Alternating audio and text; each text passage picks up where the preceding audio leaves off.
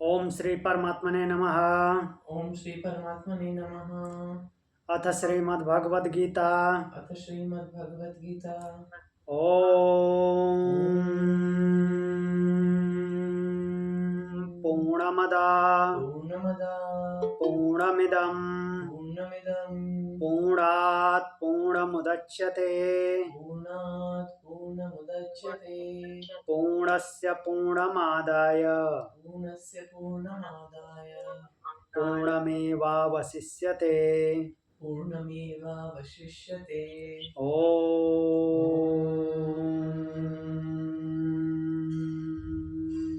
शांति शांति शांति।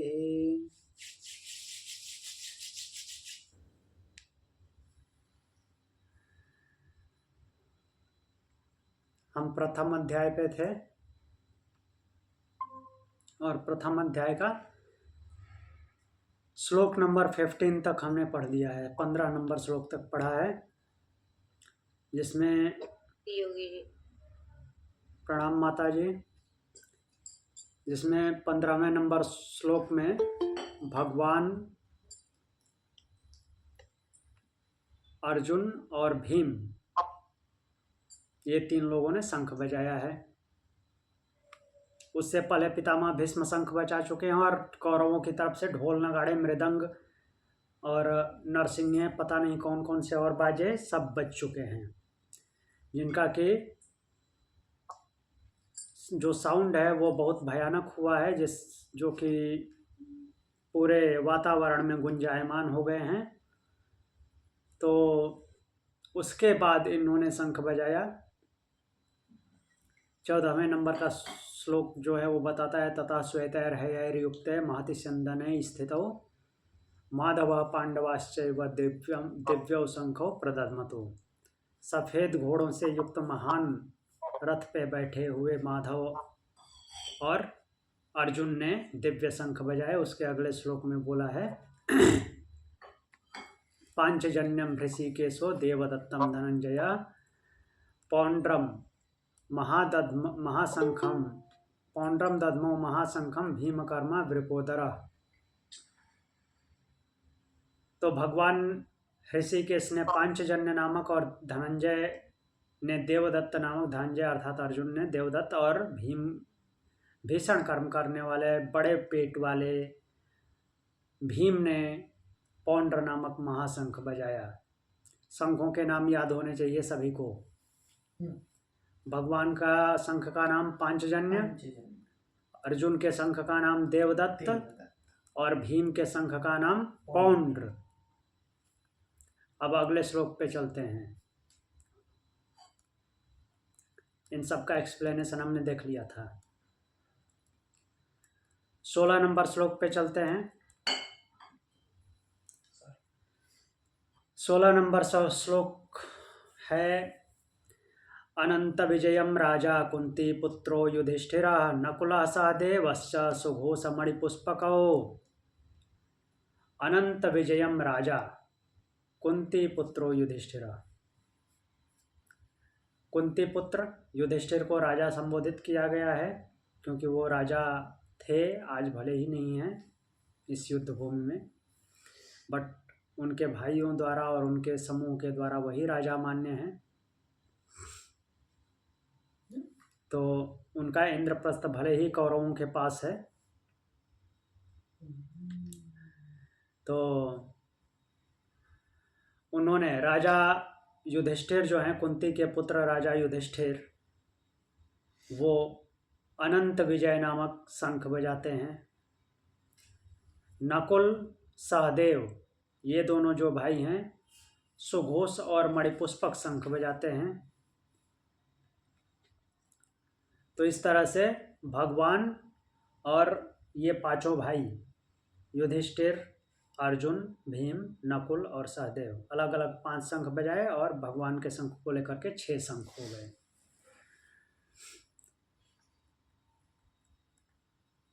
तो अब इसके बारे में अब देखते हैं। इस श्लोक में यह स्पष्ट किया गया है कि धर्म पक्ष केवल कुछ योद्धाओं तक सीमित नहीं है। धर्म पक्ष केवल कुछ योद्धाओं तक सीमित नहीं है। धर्म पक्ष केवल कुछ योद्धाओं तक सीमित नहीं है। धर्म पक्ष केवल कुछ योद्धाओं तक सीमित नहीं है। धर्म पक्ष केवल कुछ योद्धाओं तक सीमित नहीं है। पांडवों का पक्ष यहाँ पे युद्ध भूमि में धर्म पक्ष है, वो केवल कुछ ही योद्धाओं तक ही सीमित नहीं है। ये पूरा पांडव पक्ष जो है संगठित है, संगठन में उपस्थित है। जो धर्मराज युधिष्ठिर और नकुल सहदेव हैं, उन्होंने भी शंख बजाया है, शंखनाद करते हैं।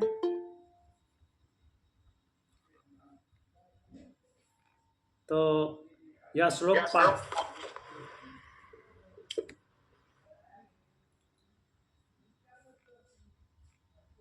श्लोक पांडव पक्ष की शक्ति को और अधिक व्यापक बनाता है, क्योंकि अब केवल कृष्ण, अर्जुन, भीम ही नहीं, भगवान अर्जुन और भीम ही नहीं, बल्कि धर्मराज युधिष्ठिर और नकुल और सहदेव, इन्होंने भी शंखनाद किया है।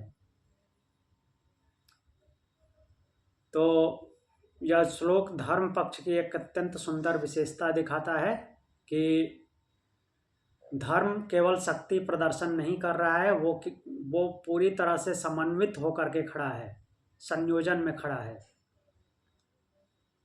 अनंत विजय जो राजा युधिष्ठिर का शंख है, वो किसका प्रतीक है? उसका नाम ही बताता है, अनंत विजय।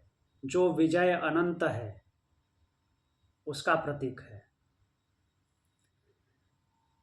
उनके शंख का जो नाम है। तो यह अनंत विजय नाम संकेत करता है कि धर्म की विजय सीमित नहीं होती, धर्म की विजय अनंत होती है, इनफाइनाइट है।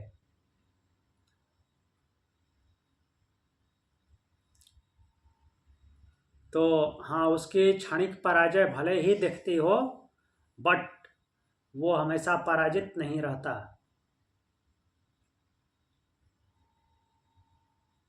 फिर यहाँ पे उनको बोला गया है राजा, कुंती पुत्र युधिष्ठिर, कुंती पुत्र हैं, उनको राजा बोला गया है क्योंकि वो इंद्रप्रस्थ के राजा थे।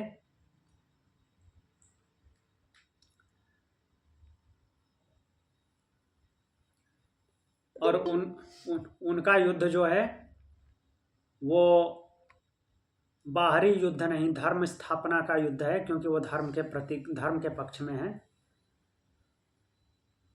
और राजा वही है जो अपने भीतर धर्म का शासन करे, उसी को राजा बोलते हैं।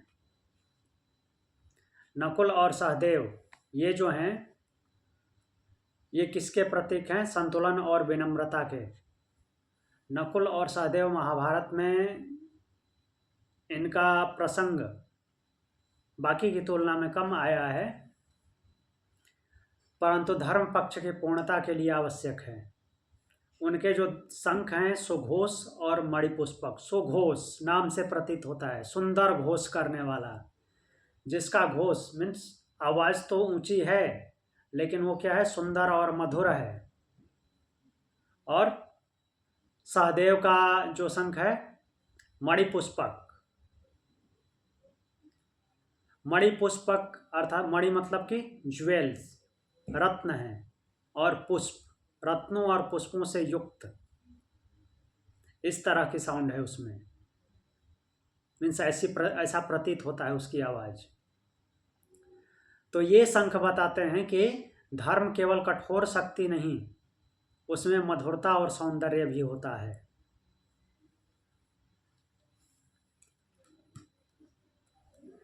तो इस तरह से भगवान के साथ इन पांचों भाइयों का समन्वय है।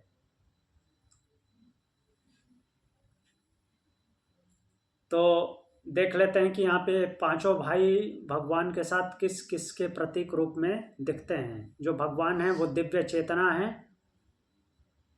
Divine consciousness. अर्जुन लक्ष्य और साधना के प्रतीक। भीम जो है पराक्रम के प्रतीक, उसको भीषण कर्म वाला बताया ही गया है। युधिष्ठिर धर्म और न्याय के प्रतीक, जो कि अनंत विजय नामक शंख बजाते हैं। नकुल और सहदेव जो हैं वो संतुलन बनाते हैं, सेवा भाव में रहते हैं और विनम्र हैं।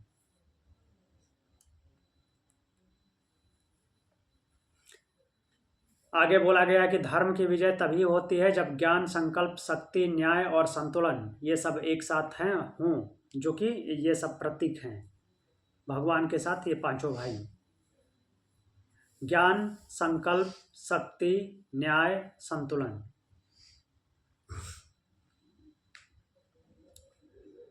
अब आगे बढ़ते हैं।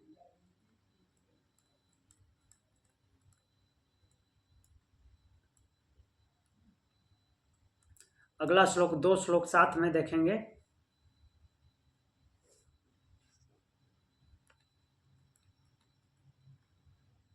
दो श्लोक आगे जो हैं 17 और 18, इसमें भी शंख बजते हैं।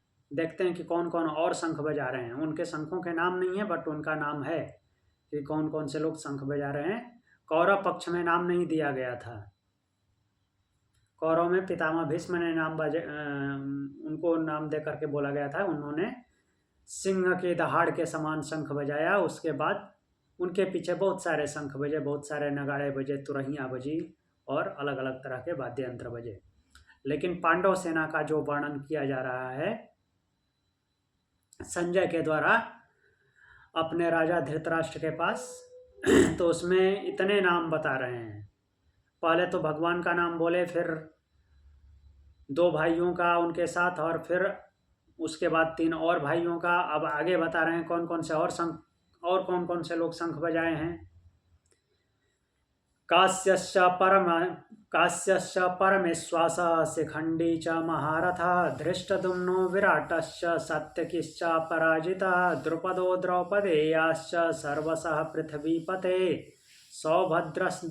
सौभद्रश्च महाबाहो शंखान् दद्मुः पृथक् पृथक्। तब यहाँ पे वर्णन कर रहे हैं काश्यश्च, काशी राज, काशी के राजा वहाँ पे हैं पांडवों के पक्ष में, जो कि महान धनुर्धर हैं। शिखंडी, महारथी शिखंडी किसका पुत्र है? राजा द्रुपद का, धृष्टद्युम्न का भाई। और उसके आगे नाम आता है किसका? धृष्टद्युम्न, पांडवों के सेनापति। राजा विराट अर्जुन के समधी, अभिमन्यु के ससुर। और इन्हीं राजा विराट के यहाँ पे उन्होंने 1 वर्ष का अज्ञातवास बिताया था। और आगे नाम आया है अपराजित सात्यकी, सात्यकी जो कि भगवान के साथ आए हैं इनकी सेना में। और हे पृथ्वीपति, पृथ्वीपति किसको संबोधित कर रहे हैं? धृतराष्ट्र को। संजय संबोधित कर रहे हैं कि हे पृथ्वीपति, राजा द्रौपदी के पुत्र, इनके अलावा और किसने किसने शंख बजाया? पहले तो बोले कि काशीराज जो कि महान धनुर्धर हैं, शिखंडी महारथी जो कि महारथी शिखंडी है, उन्होंने बजाया। फिर धृष्टद्युम्न, पांडवों के सेनापति धृष्टद्युम्न, राजा विराट और अपराजित सात्यकी, जो अभी तक पराजित नहीं हुए हैं किसी से, वो सात्यकी। और हे पृथ्वीपते, राजा द्रौपदी के 5 पुत्र और महाबाहो मीन्स लंबी भुजाओं वाला सुभद्रा पुत्र अभिमन्यु, इन सभी ने अपने अपने अलग अलग शंख बजाए। तो संजय विवेचना कर रहे हैं या राजा को डरा रहे हैं, पता नहीं चल रहा है। संजय भी बड़े स्मार्ट हैं। उनके पक्ष वालों को तो एक ही भीड़ में बता दिया, इनका अलग अलग नाम काउंट करा रहे हैं।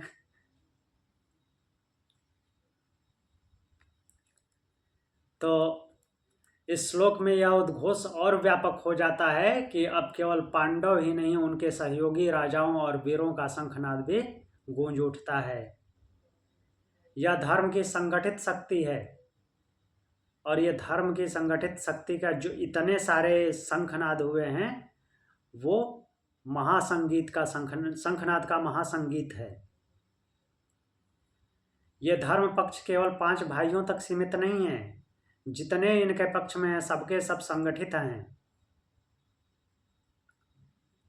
इसमें भारतवर्ष के अलग अलग क्षेत्रों से राजा खड़े हैं और उनके सबके अलग अलग शंख बजे हैं।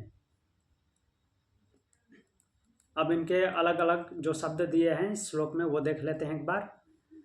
कास्य परमेश्वासः, परमेश्वासः मीन्स बड़ा धनुष वाला, परमेश्वास, जो बड़ा धनुष धारण करने वाला है। कौन? काशीराज। तो ये शब्द दर्शाता है कि धर्म के साथ केवल भावना नहीं, कुशलता भी चाहिए। जो बड़ा धनुर्धारी है। शिखंडी चा महारथा, शिखंडी को महारथी बोला गया है, महारथी बोल के शिखंडी को संबोधित किया गया है। तो शिखंडी का जीवन बताता है कि धर्म का युद्ध केवल वर्तमान का नहीं, केवल अभी का युद्ध नहीं है, वह जन्म जन्मांतर का युद्ध है। जन्मांतर का युद्ध है ना, पितामह के लिए आया हुआ है, अपने पूर्व जन्म का बदला लेने के लिए। कहानी पता होगी सबको, बताने की जरूरत नहीं है। पूर्व जन्म में वो अम्बा था, जब वो अंबालिका को काशीराज से वो लेकर के आए थे और स्वयंवर में जा करके सबको स्तंभित करके तीनों को उनसे मीन्स अनुमति दिलवा करके अपने रथ पे बैठा करके लाए थे। किससे विवाह कराने के लिए? तो अपने भाई विचित्रवीर्य से विवाह कराने के लिए। तो अम्बा ने मना कर दिया। अंबालिका का विवाह उनके साथ हुआ विचित्रवीर्य के साथ। अम्बा ने बोला कि वो तो साल्व नरेश से प्रेम करती है, तो साल्व नरेश के अलावा और वो किसी को नहीं जानती, और अगर विवाह करना ही है तो मैं भीष्म से विवाह करूंगी। पहले तो वो साल्व नरेश के पास उन्होंने भेज दिया पितामह ने, फिर साल्व नरेश ने रिजेक्ट कर दिया, अपमान कर दिया उसका, और उसको और भड़का के भेज दिया कि भीष्म से बदला लो। तो साल्व नरेश ऐसे बोला कि मैं किसी की छोड़ी हुई चीज नहीं लेता। ये एक प्रकार का और अपमान है। और वो भीष्म के पास आई, उसकी बात सुन करके वो बोली कि जो स्वयंवर में जीत के लाया है उसी से विवाह करूंगी। तो इन्होंने मना कर दिया, तो और अपमान हुआ। तो बोली कि इसके लिए दूसरा जन्म लेना पड़ेगा, तो भी स्वीकार है, लेकिन इस अपमान का बदला लूंगी। तो वही दूसरे जन्म में शिखंडी बन के आए। भीष्म तो उसी जन्म में है, तो उनको याद है, उनको पता है कि ये जो शिखंडी है वो अम्बा है, जो कि उनकी मृत्यु का कारण बनती है। तो ये महाभारत की गाथा जो है कई पीढ़ी पहले से है। मीन्स ये युद्ध भूमि बहुत पहले से तैयार हो रही है, केवल पांडव कौरवों से तैयार नहीं हुई है। तो यहाँ पे वही शिखंडी का जीवन पूर्व कर्मों और न्याय का विस्तार है। तो अधर्म के विरुद्ध न्याय कभी समाप्त नहीं होता।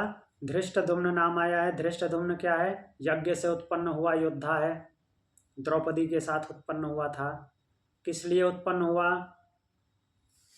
राजा द्रुपद ने इसलिए उत्पन्न किया है कि वो उनके मित्र और शत्रु दोनों हैं।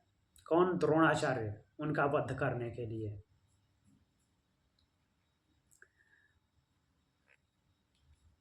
विराट शब्द आया है, विराट नाम है राजा विराट का। राजा विराट जहाँ पे 1 साल तक अज्ञातवास बिताया है पांडवों ने। तो राजा विराट एक प्रकार से वो भी धर्म के प्रतीक हैं, सत्ता के प्रतीक भी हैं, शासक हैं। तो सत्ता और धर्म एक साथ होती है तो समाज सुरक्षित होता है, ऐसा ये इनका नाम बताता है। सात्यकी अपराजिता, ये शब्द आया है। 2 शब्द एक साथ हैं, सात्यकी अपराजिता। जो कि पराजित नहीं हुए हैं वो सात्यकी, जिसमें कि अडिग निष्ठा है। तो उनको अपराजित करके बोला गया है कि जो कि धर्म में स्थिर रहता है, युद्ध में घबराता नहीं, वो सात्यकी।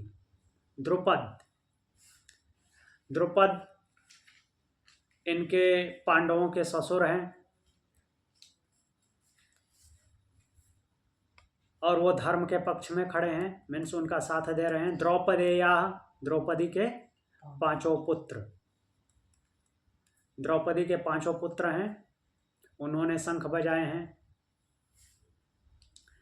तो ये द्रौपदी के पांचों पुत्र, जो शब्द द्रौपदेया दिया गया है, वो यह संबोधित करता है कि इस युद्ध भूमि में केवल एक पीढ़ी नहीं है जो शंख बजा रहे हैं, शंखनाद कर रहे हैं पांडवों की तरफ से, उसमें भी यह सूचित हो रहा है कि इसमें एक पीढ़ी नहीं, कई पीढ़ियां शंख बजा रही हैं।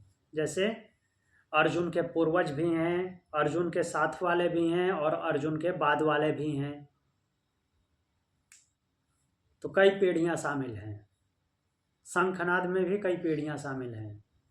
सौभद्र महाबाहो, लंबी भुजा वाले सुभद्रा पुत्र अभिमन्यु, सुभद्रा के पुत्र हैं अभिमन्यु, कृष्ण के भांजे।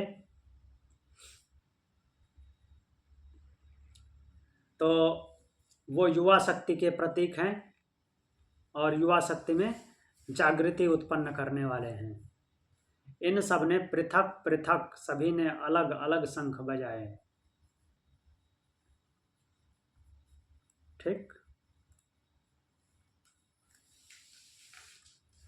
तो यहाँ पे जो अभिमन्यु शब्द आया है, अभिमन्यु को लेकर के बता दें कि अभिमन्यु जब ये पांडव वनवास और अज्ञातवास में थे तो उस समय ये अपने मामा जी के पास थे द्वारिका में 13 साल, और 13 साल इनके मामा जो भगवान हैं वही इनके गुरु थे, इन्होंने उनको शिक्षा दी है, बट उन्होंने उनको चक्रव्यूह की शिक्षा नहीं दी थी।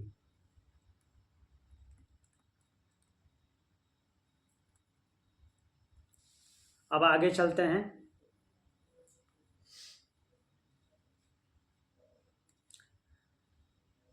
तो इन श्लोकों से ये शिक्षा मिलती है कि धर्म अकेला नहीं है, सत्य उसके साथ है, और सत्य से धर्म को सामर्थ्य मिलता है। और ये भी सिखाते हैं ये श्लोक कि जीवन में अपना शंख बजाइए, अर्थात अपना प्रभुत्व दिखाइए।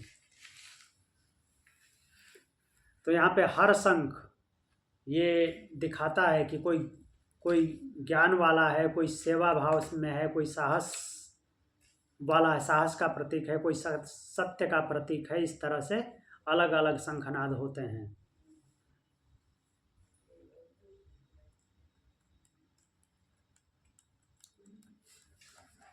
अब अगला श्लोक देखते हैं, 19 नंबर श्लोक।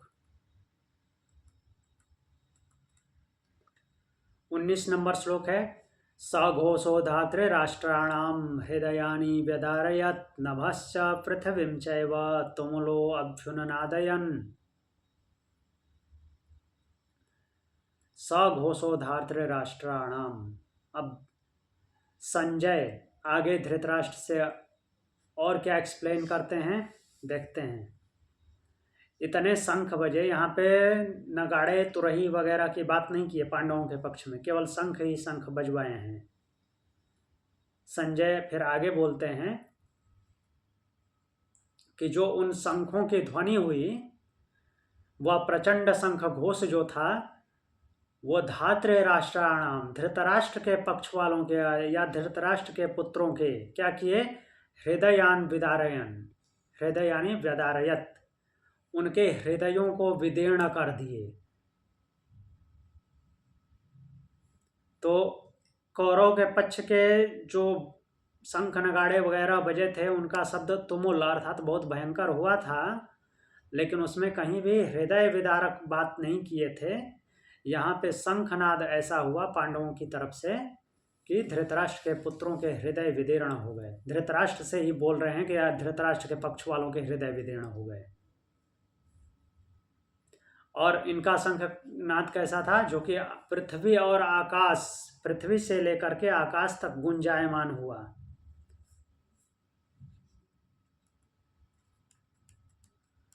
तो इस श्लोक में शंखनाद का परिणाम बताया गया है वह शंखनाद इतना प्रचंड था कि धृतराष्ट्र के पुत्र और धृतराष्ट्र के पक्ष वालों के हृदय विदीर्ण हो गए। हृदय विदीर्ण हो गए मतलब कि अंदर से हिल जाना। धर्म का उद्घोष केवल सुनाई नहीं देता, वह अधर्म के हृदय को चीर देता है। संदेश ये है, जो धर्म का उद्घोष है, शंखनाद हुआ है धर्म का, वो केवल सुनाई नहीं देता, केवल साउंड ही नहीं आते उससे, वो अधर्म के हृदय को भेद देता है। उसीलिए बोले हैं हृदय वेदारयन। यह केवल युद्ध भूमि की ध्वनि का वर्णन नहीं है, यह अधर्म के भीतर उत्पन्न जो अस्थिरता है उसका दार्शनिक चित्र खींचता है। सघोषः शब्द आया है। वह घोष केवल शंखनाद नहीं है, यह शंखनाद धर्म का आत्मविश्वास है। धातृराष्ट्राणाम हृदयानि व्यदारयत्।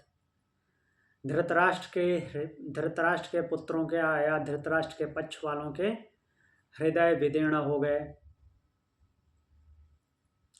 तो जो पांडव पक्ष है अर्थात धर्म का पक्ष है, उनका जो शंखनाद है केवल दिखावा नहीं है और केवल उद्घोष नहीं है, वो हृदय विदीर्ण करने वाला है, अर्थात शत्रु पक्ष को हिला देने वाला है। नभश्च पृथ्वीम चैव। आप पृथ्वी से लेकर के आकाश तक उसकी गूंज हुई है।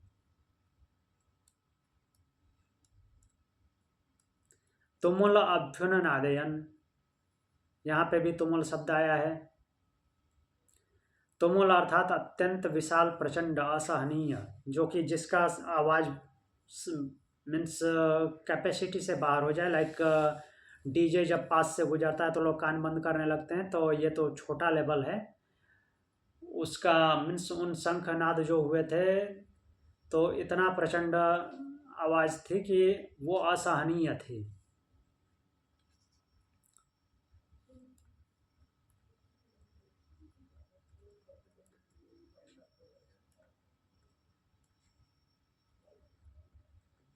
अब 2 श्लोक आगे एक साथ देखेंगे, 20 नंबर और 21 नंबर श्लोक। आगे 2 श्लोक में बोलते हैं, 2 भागों में डिवाइड है श्लोक।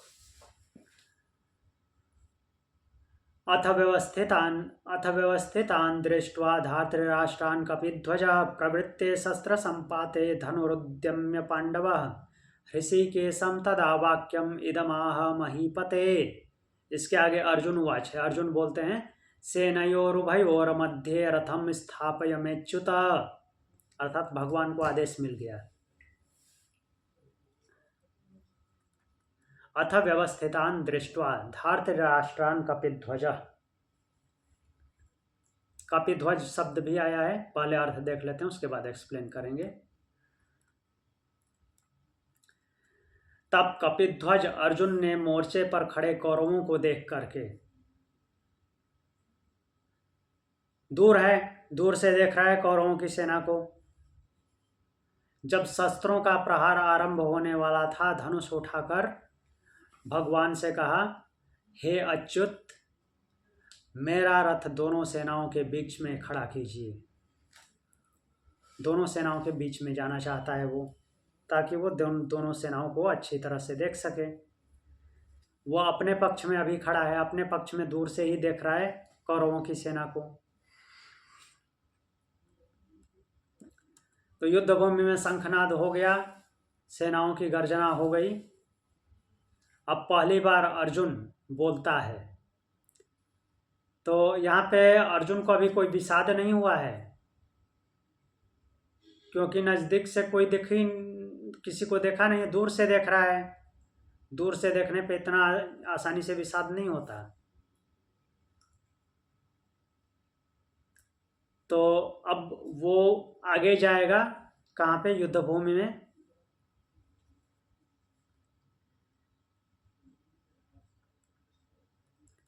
अथ शब्द आया है। अथ शब्द यहाँ पे देखिए सूत्र में, श्लोक में आया है। अथ व्यवस्थितान् दृष्ट्वा, अब जो पहले से तैयारी हो चुकी है तो उसमें अब यहाँ से कुछ नया होने वाला है, और जो विंश व्यवस्था है पहले से उसमें और कुछ नया होने वाला है। व्यवस्थितान् दृष्ट्वा धार्तराष्ट्रान्,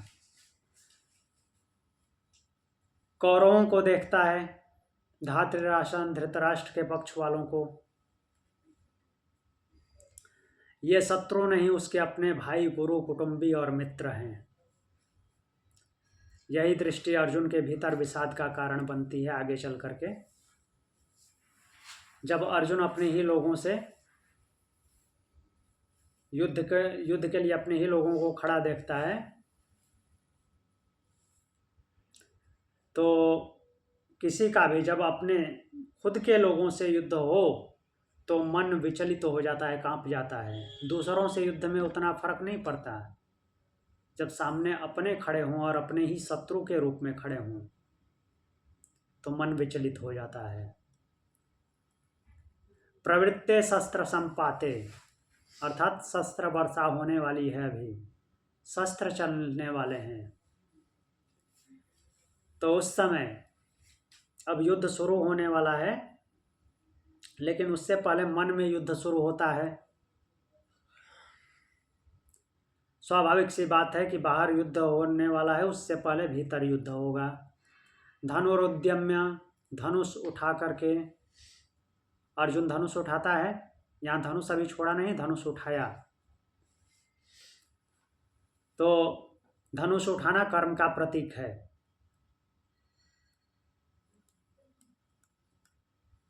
ऋषिकेशम, ऋषिकेशम शब्द जो आया है वो भगवान के लिए आया है। तो अर्जुन यहाँ पे भगवान को ऋषिकेश बोलता है। ऋषिकेश का मतलब क्या है? ऋषिकेश किसे बोलते हैं? जिसका अपने सेंसेस पे कंट्रोल हो, इंद्रियों पे नियंत्रण रखने वाला, इंद्रियों और मन का जो स्वामी है वो ऋषिकेश है। जिसको इंद्रियां और मन विचलित न कर सके वो ऋषिकेश है। तो अर्जुन जो है मनुष्य जाति का प्रतीक है, और उसको ये स्वाभाविक सी बात है, पता होगा कि उसका मन डगमगा सकता है, तो इसलिए उसने ऋषिकेश को साथ में रखा हुआ है कि वो कंट्रोल कर लेंगे, बैलेंस कर लेंगे। रथम स्थाप्य में अच्युत, वो भगवान से रथ स्थापित करने के लिए बोल रहा है। कहाँ पे? दोनों सेनाओं के मध्य में।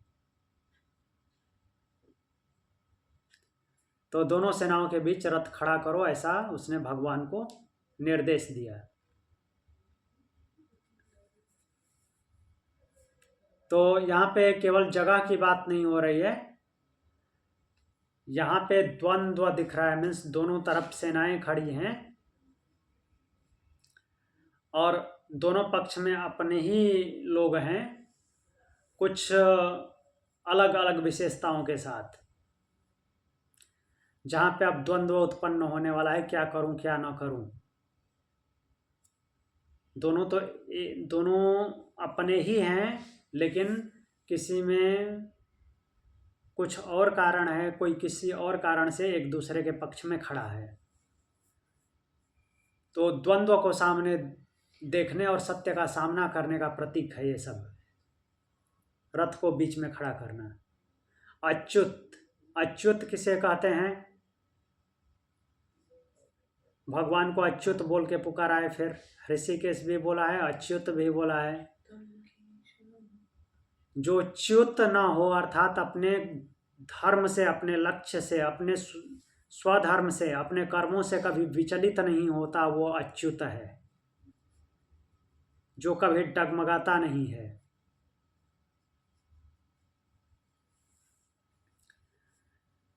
तो अर्जुन में विचलन भाव उत्पन्न होगा भी आगे चल के, बट अभी तक वो स्थिर है। तो वो अच्युत इसलिए संबोधित, अच्युत हर जगह जहाँ पे भी भगवान को या उसको संबोधन आया उसका कुछ मतलब है। यहाँ पे अच्युत ही क्यों बोला? क्योंकि वो अपने अंदर भी वो भाव पैदा करना चाहता है कि जैसा मेरा सारथी है, मीन्स जो भगवान हैं उसके साथ अच्युत, जो विचलित नहीं होने वाले हैं, तो ये शब्द प्रयोग करके वो कुछ तो भावना जगे उसके अंदर भी कि वो भी विचलित न होने पाए, इसलिए इन शब्दों का प्रयोग हो रहा है।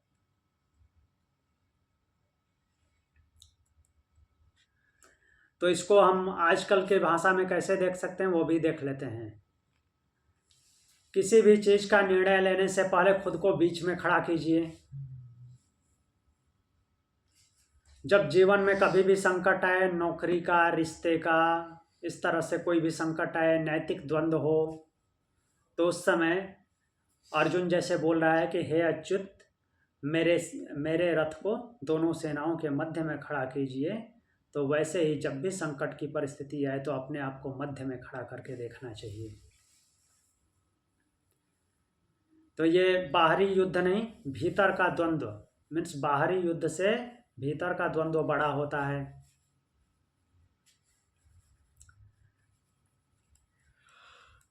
कृष्ण को सारथी बनाइए, भगवान को सारथी बनाइए। जब मन भ्रमित हो तो क्या करना है? अच्छे ज्ञान का सहारा लेना है, भगवान का स्मरण करना है। भगवान का स्मरण करना मतलब कि ज्ञान का सहारा लेना। वो ज्ञान की पराकाष्ठा ही भगवान का नाम जो है, प्रज्ञानम ब्रह्म, उसको ही नाम दिया गया है। तो कुल मिलाकर के जब भी घबराहट हो, जब भी विचलित हो, तो भगवान को सारथी बनाइए, अर्थात ज्ञान का सहारा लीजिए, और वही अच्युत का मार्ग हो जो कि आपको विचलित होने से रोकेगा।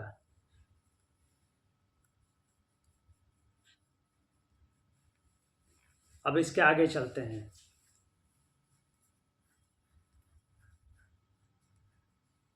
तो अच्युत को साथ में रखेंगे, अर्थात विचलित न होने वाले को साथ में रखेंगे, तो अगर विषाद होगा भी तो वो विषाद आगे चल के योग बन जाएगा।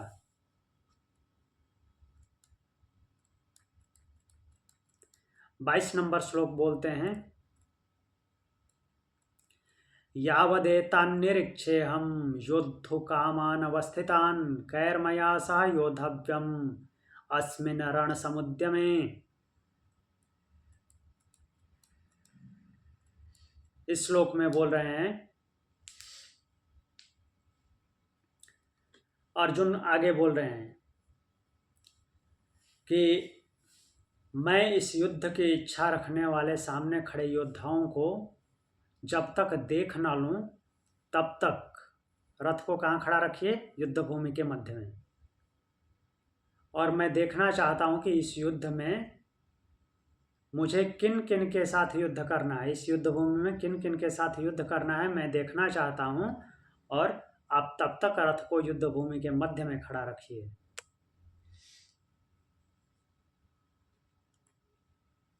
अब इनके शब्दों को देख लेते हैं। पहले ये बताया गया है कि अर्जुन क्या बोलते हैं इसमें। यह श्लोक जो है भीतर, इस श्लोक में भीतर प्रश्न उठते हैं और अर्जुन बोलते हैं कि मैं देखना चाहता हूं कि इस युद्ध में मेरे सामने कौन कौन खड़ा है। तो यह केवल देखने की इच्छा नहीं है, ये अंदर से वो कंपन उत्पन्न हो रहा है कि कौन कौन है, सारे तो संबंधी ही हैं, उसमें मैं देखूं कि कौन कौन है जो दुर्योधन के पक्ष में है। और चूंकि अपने पक्ष को भी देखना है तो इसलिए युद्ध रथ को बीच में खड़ा करना जरूरी है, क्योंकि अपने में भी खड़ा होकर के अपने सारे लोगों को नहीं देख सकते। तो दोनों सेनाओं में कौन कौन खड़े हैं वो रथ बीच में होगा तभी दिखेगा। तो इसलिए रथ को मध्य में लेने के लिए बोल रहे हैं, वो अर्जुन भगवान को निर्देश दे रहे हैं। और जब रथ बीच में खड़ा हो गया, अर्जुन की दृष्टि युद्ध भूमि पर पड़ती है और वह कहना चाहता है कि मैं पहले देख लूं कि मेरे सामने कौन कौन खड़ा है, क्योंकि मुझे उनसे ही युद्ध करना है। यावदेत्ता निरीक्षे हम, यावदेत्ता जब तक कि मैं निरीक्षण न कर लूं, इंस्पेक्शन कर रहे हैं, मैं इन्हें देखना चाहता हूं। वास्तव में वो समझना चाहते हैं कि उनके सामने कौन कौन शत्रु के रूप में खड़े हैं, और शत्रु के रूप में कौन कौन खड़े हैं। उनके अपने पितामह, अपने गुरु हैं, भाई हैं, मित्र हैं, अपने संबंधी हैं उनके। युद्धो कामान अवस्थितान, युद्ध चाहने वाले लोग। अर्जुन देखता है कि ये लोग युद्ध के लिए तैयार हैं और उत्साहित भी हैं युद्ध के लिए। पर अर्जुन के मन में प्रश्न उठता है कि क्या युद्ध के लिए उत्साह ही धर्म है? तो यहाँ पे जन्म होगा कर्तव्य और करुणा का। एक तरफ कर्तव्य, दूसरी तरफ करुणा। करुणा जो कि आगे चल के मोह में बदल जाएगी। कैर्मया सह योद्धव्यम, अर्जुन कहते हैं कि मुझे किनके साथ युद्ध करना है। यह प्रश्न बाहरी नहीं, ये अपने अंदर आध्यात्मिक रहस्य रखता है। ये हर मनुष्य के जीवन में आता है। जब वो कठिन परिस्थिति में होता है तो उसके मन में उठता है कि क्या करूं, मैं किसके विरुद्ध खड़ा हूं, क्या यह संघर्ष उचित है। अस्मिन रण समुद्र में, इस युद्ध रूपी उद्यम में। तो यह रण समुद्र में जो शब्द आया है, यह केवल कुरुक्षेत्र नहीं है, यह युद्ध क्षेत्र जीवन का प्रतीक है, जिसमें किन किन के साथ संघर्ष करना पड़ता है। परिवार, समाज, नौकरी और भी नैतिक निर्णय होते हैं, उन सब में आत्मसंघर्ष होता है।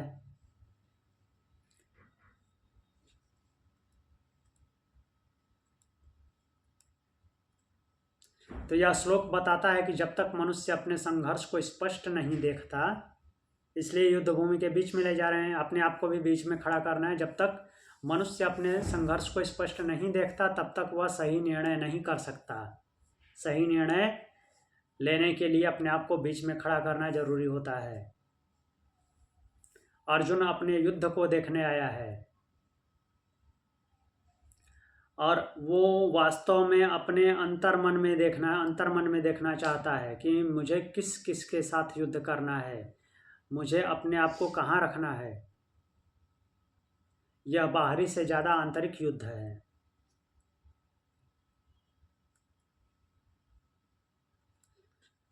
तो ऐसी परिस्थिति जब बन जाए तो निर्णय लेने से पहले दृष्टि आपकी स्पष्ट होनी चाहिए, क्या सही है, क्या गलत है। जो विरोध उठता है वो बाहर से ज़्यादा भीतर प्रबल होता है।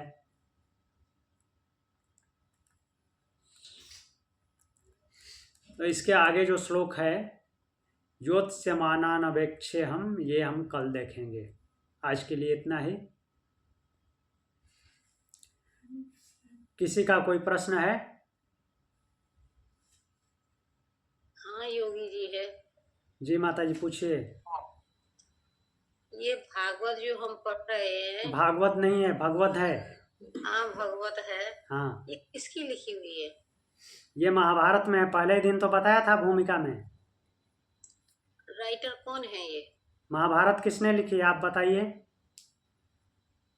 वो तो बहुत लोगों की है, मगर ये जो हम पढ़ रहे हैं ये किसकी लिखी हुई है? नहीं, आप बात घुमा रही हैं। महाभारत किसने लिखी है? महाभारत वेद व्यास जी ने लिखी है। वो तो वेद व्यास जी ने लिखी है एक, लेकिन आज बहुत राइटर और बहुत सारे वो।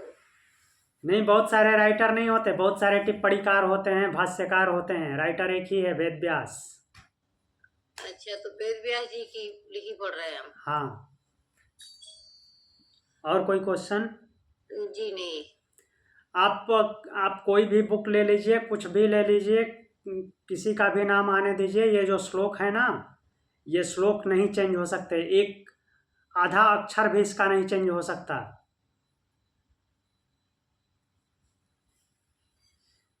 और किसी का कोई प्रश्न? ठीक है, आंख बंद करके बैठ जाइए, एक बार रिवीजन कर लेते हैं। ध्यान मुद्रा में बैठ जाइए।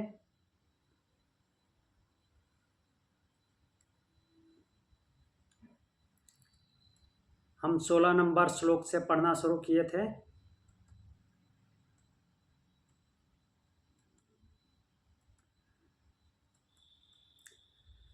पंद्रह नंबर तक भगवान अर्जुन और भीम इन तीनों ने शंख बजाए थे। पांचजन्य, देवदत्त और पौंड्र।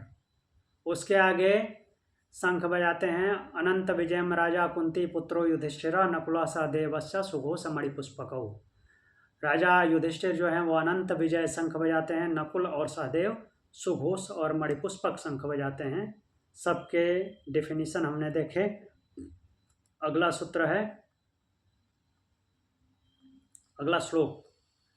कास्यस्य परमेश्वास शिखंडी च महारथ धृष्टद्युम्नो विराटश्च सात्यकिश्चा पराजितः द्रुपदो द्रौपदेयाश्च सर्वशः पृथ्वीपते सौभद्रश्च महाबाहो शंखान दध्मुः पृथक पृथक। आगे बताते हैं कि आगे कौन कौन से लोग शंख बजाए पांडवों के पक्ष में।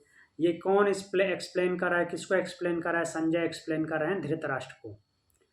एक्चुअली मुख्य जो कन्वर्जेशन है, बातें चल रही हैं, वो संजय और धृतराष्ट्र के बीच में चल रही है, और वास्तव में संजय ही सब कुछ एक्सप्लेन कर रहे हैं और उनके माध्यम से दूसरे लोग बोल रहे हैं। मीन्स जो महाभारत में चल रहा है उनकी ही बातों को संजय धृतराष्ट्र को बता रहे हैं। तो यहाँ पे बोल रहे हैं कि काशीराज जो महान धनुर्धर हैं, शिखंडी महारथी शिखंडी, धृष्टद्युम्न विराट, अपराजित सात्यकी, और हे पृथ्वीपति धृतराष्ट्र, राजा द्रुपद द्रौपदी के पुत्र तथा लंबी भुजा वाले सुभद्रा पुत्र अभिमन्यु, इन सब ने अलग अलग शंख बजाए। फिर अगला श्लोक है, सघोषो धातराष्ट्राणाम हृदयानि व्यदारयत नभश्च पृथ्वीं चैव तुमुलो अभ्यनुनादयन। तो ये जो शंख बजे सबके अलग अलग, तो उनकी ध्वनि प्रचंड हुई। वह प्रचंड शंख घोष धृतराष्ट्र के पुत्र और धृतराष्ट्र के पक्ष वालों के हृदय को विदीर्ण करता हुआ आकाश और पृथ्वी, मीन्स पृथ्वी से लेकर के आकाश तक गुंजायमान हो उठा। इससे आगे 20 और 21 नंबर श्लोक है, अथ व्यवस्थितान् दृष्ट्वा धार्तराष्ट्रान् कपिध्वज प्रवृत्ते शस्त्र संपाते धनुरुद्यम्य पांडव ऋषिकेशं तदा वाक्यम इदमाह महीपते सेनयोरुभयोर्मध्ये रथम स्थापयमेच्युत। तो कपिध्वज अर्जुन, कपिध्वज क्यों बोला गया है? क्योंकि ध्वजा पे हनुमान जी बैठे हुए हैं, तो इसलिए अर्जुन को कपिध्वज बोला जाता है, उसके रथ पे हनुमान जी हैं।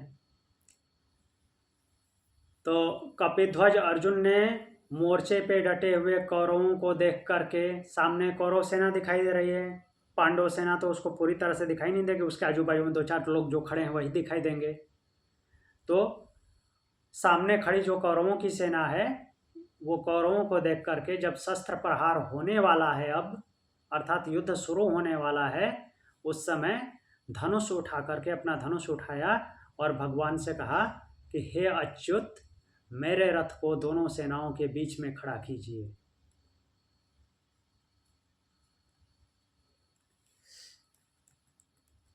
तो फिर अगला श्लोक है 22 नंबर, यावदेत्ता निरीक्षे हम योद्धो कामान अवस्थितान कैर्मया सह योद्धव्यम अस्मिन रण समुद्यमे।